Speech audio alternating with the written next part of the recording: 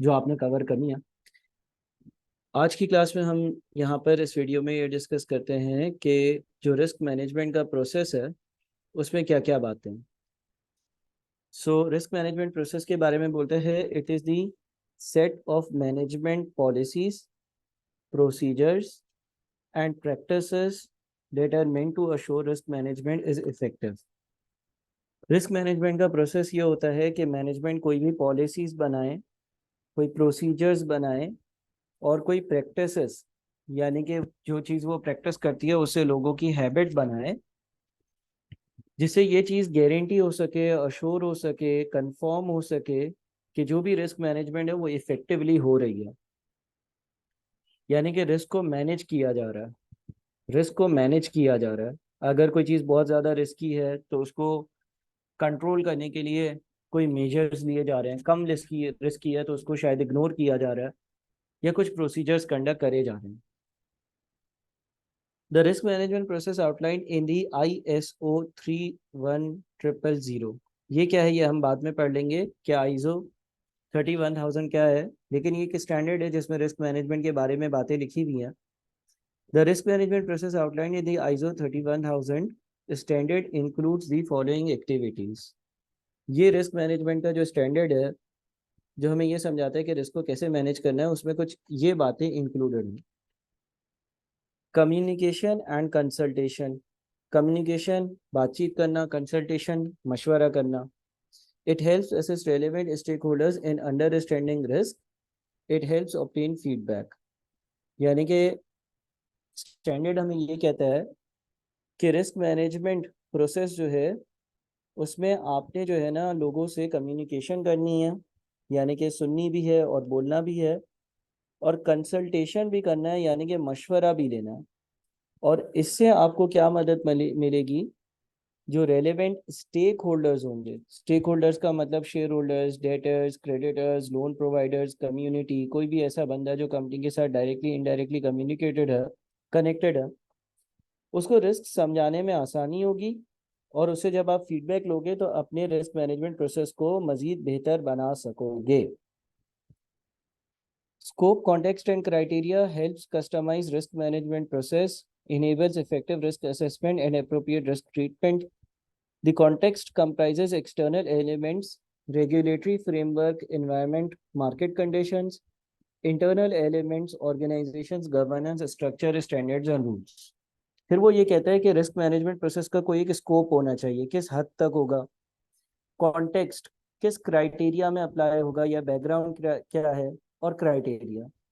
इससे मदद ये मिलती है कि आप अपने रिस्क मैनेजमेंट प्रोसेस को कस्टमाइज कर सकते हो, यानी कि जो रिस्क मैनेजमेंट प्रोसेस हर इदारे में, हर जगह, हर ऑर्गेनाइजेशन में या हर इंडिविजुअल यूज कर रहा है वैसा ही आप इस्तेमाल नहीं करते, बल्कि आप अपनी नीड्स के हिसाब से उसको कस्टमाइज कर सकते हो। भाई हो सकता है कि मेरे पास रिस्क मैनेजमेंट प्रोसेस कंडक्ट करने के रिस्क को मैनेज करने का कोई अलग टूल हो और लोग कोई और टूल इस्तेमाल कर रहे हों। मेरे लिए स्पेसिफिकली दूसरा टूल जो दूसरे लोग इस्तेमाल कर रहे हैं वो इतना ज़्यादा वायबल ना हो, फिजिबल ना हो, कॉस्ट इफेक्टिव ना हो। Enables effective risk assessment and appropriate risk treatment. Risk treatment और असेसमेंट के लिए हमें हेल्प करता है। कॉन्टेक्स्ट में क्या आ जाता है, regulatory framework, environment and market conditions, ये एक्सटर्नल एलिमेंट्स हैं, यानी कि वो एक्सटर्नल बातें जिससे आपका रिस्क मैनेजमेंट प्रोसेस जो है वो इम्पैक्ट हो सकता है। क्या कोई रिस्क मैनेजमेंट के हवाले से कानून तो नहीं है, अगर कोई कानून बना हुआ है तो उसकी बातें फॉलो करनी ही पड़ेंगी।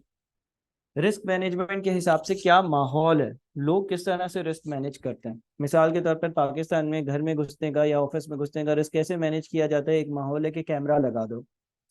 मार्केट कंडीशंस, हालात कैसे चल रहे हैं, हर जगह के हालात एक जैसे नहीं हो सकते। हर हर कंपनी के, हर इदारे के, हर इंडस्ट्री के, हर मुल्क के हालात बहुत ज़्यादा मुख्तलिफ होते हैं। इंटरनल एलिमेंट्स, इंटरनल एलिमेंट्स में क्या लिखा हुआ है, ऑर्गेनाइजेशंस गवर्नेंस, यानी कि इदारे के लोग या गवर्नेंस वाले जो लोग हैं उसका उनका क्या एटीट्यूड है रिस्क की तरफ, क्या वो रिस्क इग्नोर करते हैं या क्या वो रिस्क को एक्सेप्ट करते हैं, क्या वो रिस्क को किस लेवल तक जो है वो समझते हैं कि एक्सेप्टेबल है। कल्चर, स्टैंडर्ड्स एंड रूल्स, उनके कल्चर्स क्या हैं, उनके स्टैंडर्ड्स क्या हैं, उनके रूल्स क्या हैं रिस्क के बारे में कि किस तरह से रिस्क को मैनेज करना। रिस्क असेसमेंट, रिस्क असेसमेंट क्या है? रिस्क असेसमेंट क्या चीज है?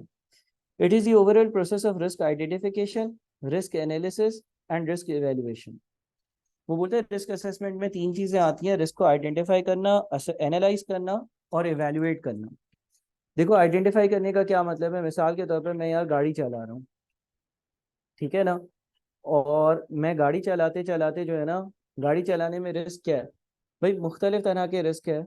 लेट से एक्सीडेंट का अल्लाह ना करे रिस्क है, अगर मैं तेज चलाऊंगा तो एक्सीडेंट हो सकता है। मोबाइल यूज कर रहा हूँ, एक्सीडेंट हो सकता है। गाड़ी का टायर जो है वो एकदम से बर्स्ट हो जाए, ये रिस्क है। गाड़ी का फ्यूल खत्म हो जाए, ये रिस्क है। तो ये प्रोसेस कहलाता है risk identification. Risk identification, risk को आइडेंटिफाई करना। फिर रिस्क एनालिसिस।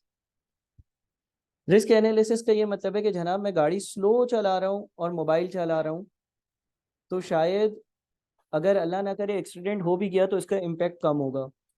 मैं बहुत ज़्यादा तेज गाड़ी चला रहा हूँ, बहुत ज़्यादा तेज गाड़ी चला रहा हूँ, बहुत ज़्यादा तेज गाड़ी चला रहा हूँ, और मोबाइल भी यूज़ कर रहा हूँ, तो और टायर बस्ट भी हो गया, तो बहुत बड़ा रिस्क है, बहुत मेजर एक्सीडेंट का रिस्क है। मेरी गाड़ी में फ्यूल खत्म हो रहा है, मैं देख रहा हूँ, तो ज्यादा से ज्यादा क्या होगा, गाड़ी जहाँ होगी वहां रुक जाएगी, एक न्यूट्रल रिस्क है। फिर रिस्क इवैल्यूएशन, इसको इवैल्यूएट कर कर अप्रोप्रिएट स्टेप्स लिए जाते हैं। अब देखो, अमूमन तौर पर जब फ्यूल खत्म होने का रिस्क होता है तो उसको कैसे हम हल करते हैं? क्या हम ऐसा करते हैं कि जब हम गाड़ी में बैठते हैं तो एक 1.5 लीटर की बोतल में पेट्रोल जो है वो पेट्रोल पंप से लेकर रखें, ताकि जब खत्म हो जाए तो डाल सके? नहीं सर, ऐसा नहीं करते।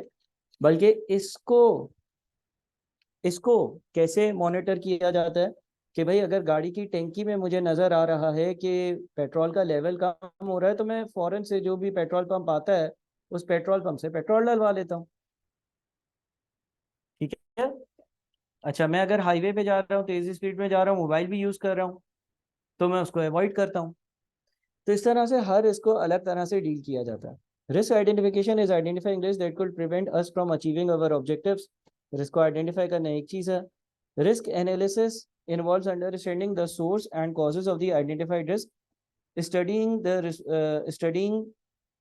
possibilities and consequences given the existing controls। और फिर रिस्क को एनालाइज किया जाता है, देखा जाता है कि भाई रिस्क जो है वो किस लेवल का है, कितना बड़ा इम्पैक्ट हमें दे सकता है। ठीक है। Residual risk, the remaining risk exposure to a risk after control measures have been taken is called residual risk। अच्छा देखिए, लेट से एक घर है, ठीक है ना, घर में, उस घर में जो है वो आप कह लो कि 80% चांसेस हैं कि कोई चोर घुस सकता है। अब इस रिस्क को कैसे रिड्यूस किया जाए? भाई आप फेंसेस लगा लो, एक काम कर सकते हो। दूसरा काम क्या कर सकते हो? कैमरा लगा लो। तीसरा काम क्या कर सकते हो? सिक्योरिटी गार्ड रख लो।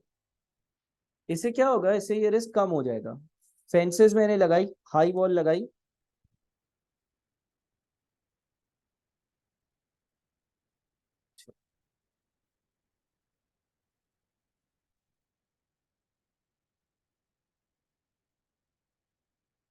एक मिनट दीजिएगा बस, जरा मैं,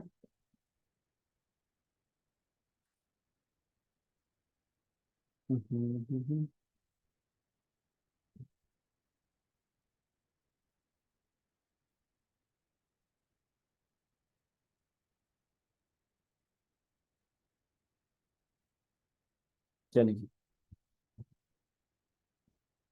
तो हो क्या सकता है कि मैंने फेंसेस लगा ली, रिस्क कम हो जाएगा। कैमरा लगा लिया, रिस्क और कम हो जाएगा। सिक्योरिटी गार्ड भी बिठा दिया, रिस्क और कम हो जाएगा।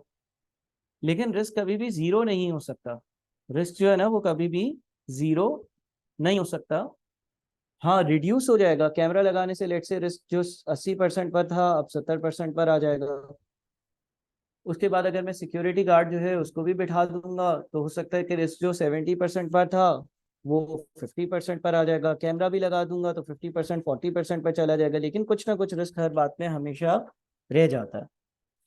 तो रेजिडियल रिस्क का मतलब ये है कि जब आपने सारे कंट्रोल मेजर्स ले लिए फिर भी जो रिस्क बच गया, the remaining risk exposure to a risk after control measures have been taken is called residual risk. इसको हम रेजिडुअल रिस्क कहते हैं।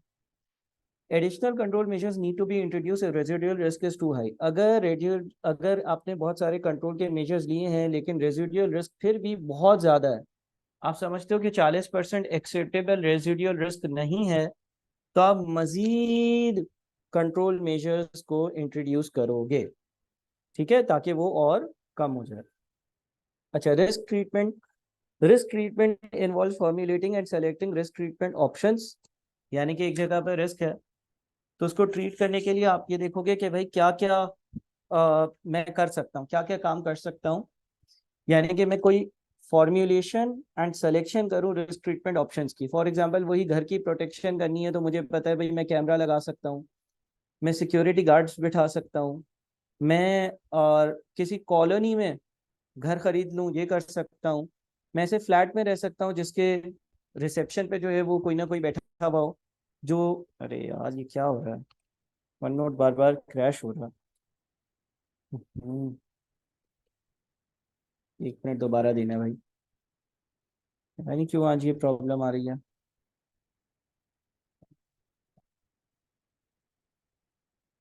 तो मैं कॉलोनी वाले घर में रह सकता हूँ, मैं जो है वो फेंसेस लगा सकता हूँ, ठीक है ना। ये सारे मुख्तलिफ ऑप्शंस हैं, ये सारे मुख्तलिफ ऑप्शंस हैं। Planning and implementing risk treatment, फिर इसमें से किसी एक ट्रीटमेंट को सेलेक्ट कर कर और उसको इम्प्लीमेंट करना।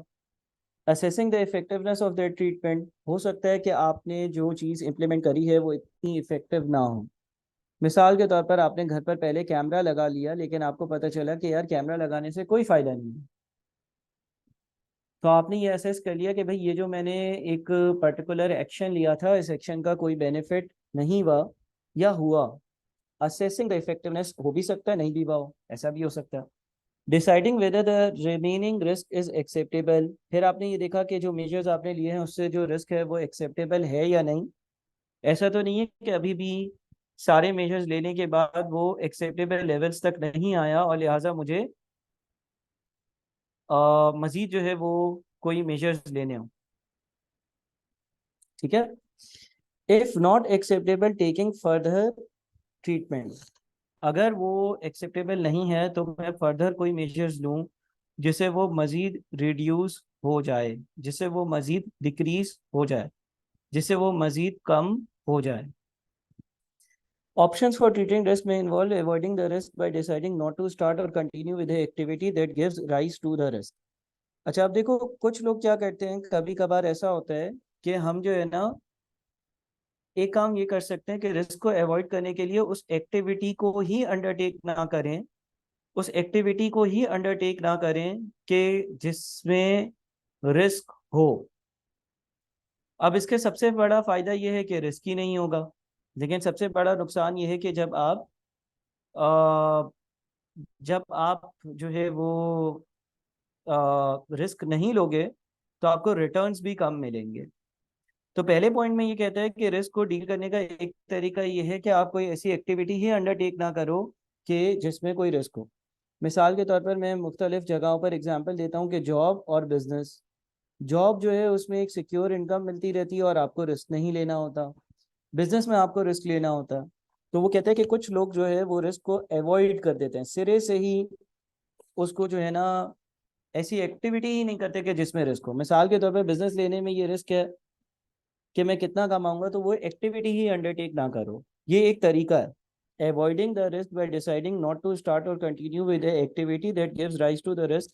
वो एक्टिविटी ही ना करी जाए कि जिसकी वजह से रिस्क अराइज होगा। टेकिंग और increasing the risk in order to pursue an opportunity. अब देखो यहाँ पर ऊपर वाले लोग हैं रिस्क एवर्स। रिस्क एवर्स लोग वो होते हैं जो रिस्क लेते ही नहीं है, और ये है रिस्क टेकर्स। मिसाल के तौर पर कोई जॉब छोड़कर बिजनेस करने का रिस्क लेगा तो उसके ग्रोथ की अपॉर्चुनिटीज भी ज्यादा होंगी। यानी कि वो सेकंड ऑप्शन में ये लिख रहा है कि कुछ लोग ऐसे होते हैं जो रिस्क अंडरटेक करते हैं ताकि उसके अगेंस्ट जो अपॉर्चुनिटीज हासिल हो सकती हैं उसको अच्छे से क्लेम कर सकें। रिमूविंग द रिस्क सोर्स, कभी कभार ऐसा होता है कि रिस्क इस तरह का होता है कि उसकी सोर्स को, यानी कि जहां से वो आ रहा है, उसको रिमूव करा जा सकता है, तो उस सोर्स को ही हटा दिया जाए, उस सोर्स से ही डील ना किया जाए, मतलब उस सोर्स को ही रिमूव कर दिया जाए। इसकी एक मिसाल यूं ले सकते हैं कि लेट से आपके घर में जो है ना वो कोई छोटा बच्चा है, टॉडलर है, ठीक है। जिस तरह से मैं अगर बात करूं और एक रियल लाइफ बात करूं, तो भाई मेरा बेटा है अभी 3 साल का, सही है ना। मैं अभी 1.5 साल पहले एक नए घर में शिफ्ट हुआ हूँ, और वहां पर वो जो सीढ़ियां है ना, जो स्टेयर्स होती हैं, सीढ़ियां होती है, मतलब कि बंगला है तो वो बेसमेंट है, ग्राउंड फ्लोर है, फर्स्ट फ्लोर है, छत है, उसकी सीढ़ियों पर दीवार जो है ना वो, मतलब आजकल आपने देखा है ना जो घर आ रहे हैं उसमें दीवार नहीं होती, मतलब सीढ़ी पे वो एक लोहे की कोई फैंसी स्टाइल की जो है ना वो सीढ़ियाँ बनी हुई होती हैं। तो उसके बीच में बहुत ज्यादा गैप्स थे, सही है ना। अब मेरा बेटा 1.5 साल का था, तो जाहिर सी बात है, अल्लाह ना करे, अल्लाह ना करे, अल्लाह ना करे, अल्लाह ना करे कोई उल्टी पुल्टी बात हो जाए। मैंने क्या किया कि भाई जैसे ही हम शिफ्ट हुए, हमने जो है ना इस फेंस को जो है ना उसमें 3-4 और रॉड्स की लाइंस डलवा दी है एक्स्ट्रा। तो मैंने क्या किया, मैंने वो सोर्स ही रिमूव कर दी जिसमें रिस्क था, जिसके थ्रू रिस्क आ सकता था, उसको ही इन इटसेल्फ अमेंड कर दिया, उसको ही इन इटसेल्फ इस तरह से उसको चेंज कर दिया कि अब वो अगर सीढ़ियों पर ऊपर नीचे भी जाए तो कोई मसला ना हो, सही है ना। तो ये होता है कि आपने उस सोर्स को ही हटा दिया। आपको एक चीज से यूं था कि यार ये सोर्स है, इधर से रिस्क आ सकता है, तो उस रिस्क की सोर्स को ही 100% उसकी जगह से रिमूव करने की कोशिश कर ली, हटा ही दिया। चेंजिंग द लाइक्लीहुड, अगेन ये दोनों आपस में लिंक्ड है। या चेंजिंग द लाइक्लीहुड से आप ये कह सकते हो कि प्रोबेबिलिटी का रिड्यूस करना। आप लेट से किसी घर में रहते हो, और उस घर में जो है वो आपको अल्लाह ना करे कोई चोरी का खतरा है। या चलो इससे अच्छी एग्जांपल ये हो सकती है कि आजकल तो चोर भी होशियार हो गए, लेकिन पहले लोग क्या करते थे, एक अच्छा वाला मोबाइल, एक सस्ता वाला मोबाइल।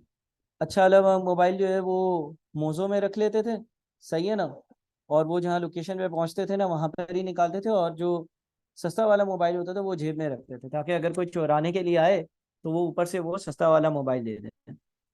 तो इससे चोरी तो होगी, लेकिन अच्छा फोन चोरी होने के चांसेस जो है वो कम हो जाएंगे। कोई ऐसा बंदा होगा कि जो कोई ऐसा चोर होगा जो अकलमंद होगा, जो पूरी आपकी चेकिंग करेगा, छानबीन करेगा ऊपर से लेकर नीचे तक, तो अलग बात है, अदरवाइज आपका एक मोबाइल बच ही जाएगा। चेंजिंग द कॉन्सिक्वेंसेस, नतीजे चेंज करने की कोशिश करी जाए। मिसाल के तौर पे लेट से आपकी गाड़ी है, और गाड़ी जो है वो इंश्योर्ड नहीं है, सही है ना। अब जब गाड़ी इंश्योर्ड नहीं होती है, उसका अगर कहीं एक्सीडेंट होता है, तो एक्सीडेंट का जितना भी लॉस होता है वो 100% आप बेयर करते हो।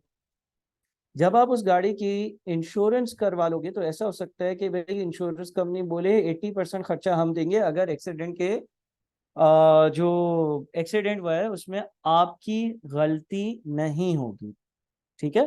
तो चेंजिंग द कॉन्सिक्वेंसेस का क्या मतलब है, चेंजिंग द कॉन्सिक्वेंसेस का ये मतलब है कि नतीजों को, या उसका जो एंड रिजल्ट है, या जो नुकसान है, उसकी प्रोबेबिलिटी को चेंज करने के लिए काम किया जाए। शेयरिंग द रिस्क, रिस्क को बांटना। ये कहाँ किया जाता है भाई, लेट से आप कोई बिजनेस कर रहे हो, उसमें आपने किसी के साथ पार्टनरशिप कर ली, अब रिटर्न्स भी बटेंगे और रिस्क भी बढ़ जाएगा। यानी कि अगर 2 रुपए का प्रॉफिट होगा पहले, अगर वो आप खुद अपने घर पर पूरा लेकर जा रहे थे, तो अब 1-1 रुपया आप और आपका पार्टनर लेकर जाएंगे। लेकिन अगर बिजनेस में 2 रुपए का नुकसान होगा, तो अब नुकसान का भी एक हिस्सा आपके पास और एक हिस्सा आपके पार्टनर को बेयर करना होगा। Retaining the risk by inform decision, कभी कभार हमें ये पता होता है कि एक चीज में रिस्क है, फिर भी हमें उसकी इंफॉर्मेशन होती है, फिर भी हम उसको रिटेन करते हैं, सही है। अब ये अगेन आपके रिस्क एटीट्यूड पर डिपेंड करता है। कभी कभार आप ये सोचते हो कि यार किसी चीज में रिस्क तो है, लेकिन, और हमें पता भी है कि रिस्क है, लेकिन हम उसको रिटेन करते हैं। उन केसेस में ऐसा होता है कि कभी कभी आपकी मजबूरी होती है, कभी कभी आपकी खुशी का फैसला होता है। मिसाल के तौर पर आपने भाई एक जगह से दूसरी जगह ट्रैवल करना है, ए से लेकर और बी जगह पर ट्रैवल करना, ठीक है ना। आप ट्रैवल बाइक पर भी कर सकते हो, आप ट्रैवल कार में भी कर सकते हो, दोनों में ट्रैवल कर सकते हो, कार से भी जा सकते हो, बाइक से भी जा सकते हो, सही है ना। आपको ये मालूम है कि बाइक का सफर ज्यादा रिस्की होता है as compare to car. Bike का एक्सीडेंट अगर हो जाए, अल्लाह ना करे, अल्लाह ना करे, अल्लाह ना करे, तो उल्टा पुल्टा एक्सीडेंट हो जाता है, मसले हो जाते हैं, है ना, मतलब कि अच्छी खासी इंजरीज भी हो जाती हैं, और आपको ये मालूम भी होता है। लेकिन बहुत सारे कंसिडर करते हुए फैक्टर्स के, यार उसमें पेट्रोल कम लगेगा, बाइक और गाड़ी की कीमतों में ही कितना फर्क है, और बहुत सारी दूसरी बातों को कंसिडर करते हुए बंदा बोलता है चलो यार ये रिस्क हम ले लेते हैं। तो ये मुख्तलिफ तरीके हैं कि जिससे आप रिस्क की ट्रीटमेंट्स करते हो। आप जब रिवाइज करोगे तो इस एग्जाम्पल्स के थ्रू इनको याद कर सकोगे। अगला है monitoring and review. It includes gathering and analysing information, recording results and providing feedback. यानी कि हर थोड़े टाइम के बाद आप रिस्क को मॉनिटर करो और उसको रिव्यू करो। हर रिस्क हर जगह पर हर वक्त एक ही जितना नहीं रहता। जिस तरह से मैंने अपने बेटे की एग्जांपल ली थी उस ग्रिलिंग की, तो अब जब हम शिफ्ट हुए थे वो 1.5 साल का था, अब वो 3 साल का है। 1.5 साल पहले हम शिफ्ट हुए थे तब वो 1.5 साल का था, वो 3 साल का है। माशाल्लाह 2-3 साल में जब वो 6-7 साल का हो जाएगा तो उसमें इतनी अकल आ जाएगी कि भाई ये जो सीढ़ियां हैं इस पे अगर 2 रॉड्स भी लिखी हुई है तो मुझे इसके बीच में से कूद के नीचे नहीं जाना। तो हर रिस्क जिंदगी भर, हर रिस्क हर हालत में, हर रिस्क हर मौसम में, इन्वायरमेंट में सेम नहीं होता। वो इंक्रीज डिक्रीज होता रहता है, वो चेंज होता रहता है, वो बढ़ता रहता है, वो कम होता रहता है, वो ज्यादा होता रहता है, वो रिड्यूस होता रहता है। Recording results and providing feedback. Results को रिकॉर्ड करना और फीडबैक प्रोवाइड करना। रिजल्ट्स को रिकॉर्ड करना और फीडबैक प्रोवाइड करना, यानी कि वक्त के साथ साथ आप देखते रहते हो, उसको इवेल्युएट करते रहते हो, उसको चेंज करते रहते हो। Helps improve the quality and effectiveness of process design, implementation and outcomes। और इसके थ्रू आप क्वालिटी को और इफेक्टिवनेस को, प्रोसेस के डिजाइन को, उसकी इम्प्लीमेंटेशन को, उसके आउटकम्स को चेंज करते रहते हो। Recording and reporting the risk management process and its outcomes should be documented and reported through appropriate mechanism। अच्छा, ये बात जरूरी है क्योंकि हम कोई घर का रिस्क मैनेज नहीं कर रहे, बल्कि हम कंपनी की बात कर रहे हैं। कंपनी में हर चीज की रिकॉर्डिंग होती है, कंपनी में हर चीज की रिपोर्टिंग होती है, कंपनी में हर चीज की डॉक्यूमेंटेशन होती है। क्योंकि एक बंदा अगर कंपनी में से काम छोड़कर चला गया तो उसने जो जो पॉलिसीज, जो जो मेजर्स लिए थे वो दूसरे को तो पता हो। तो हर चीज जो है वो इन राइटिंग होती है, लिख लिख के होती है, लिखे बगैर कुछ भी नहीं होता कंपनी में।